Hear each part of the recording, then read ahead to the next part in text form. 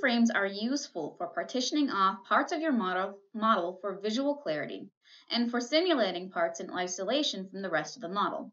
In this lesson, we will place a sector frame around each stalk and its associated flows and converters.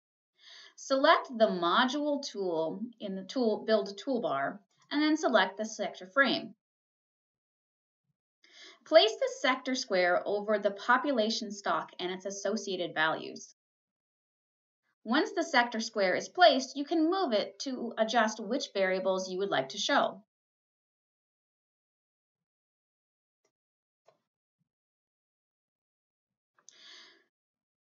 By clicking the sector icon in the sector frame, you can see which variables of the model are included in that particular sector. Click the lock icon to lock in whatever structure is inside that sector frame. When you move, copy, or paste a locked frame sector, the structure within that frame moves along with it.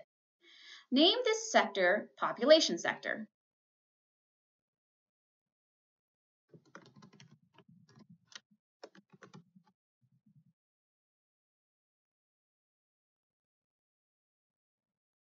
Now insert a sector frame around the natural resources and its associated flows and connectors, including the population ghost.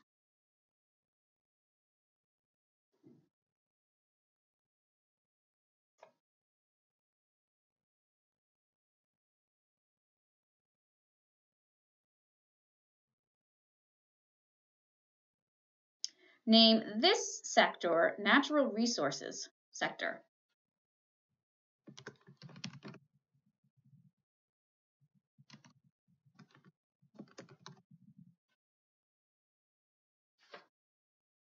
The benefit of corralling part of the model within a sector frame is that you can run just that piece of structure as long as everything within that sector has been defined.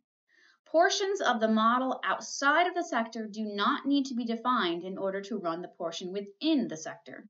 This run a piece at a time feature can prove very handy in the model construction process because you have one piece of your model running, simulate just that section, set it aside, get another piece running, and then combine the two and so on.